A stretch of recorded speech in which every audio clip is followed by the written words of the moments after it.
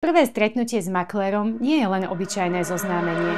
Je to príležitosť na otvorený rozhovor a moment, kedy sa začína budovať dôvera. A ako to robíme u nás, v prvom rade zisťujeme vaše potreby, očakávania a možnosti, časové aj tie finančné. Urobíme prvotnú a detailnú obhliadku nehnuteľnosti, navrhneme prípadné úpravy a dohodneme ich realizáciu. Ako maklér vždy vidím, kde a aké zmeny nehnuteľnosti pomôžu, aby vynikla v čo najlepšom svetle. Stanovíme cenovú stratégiu a mantinely, väčšinou zreálnime predajné očakávania a preberieme možnosti, ak je súčasťou predaja aj následná kúpa. U nás vychádzame z konkrétnych dát a z realizovaných predajov.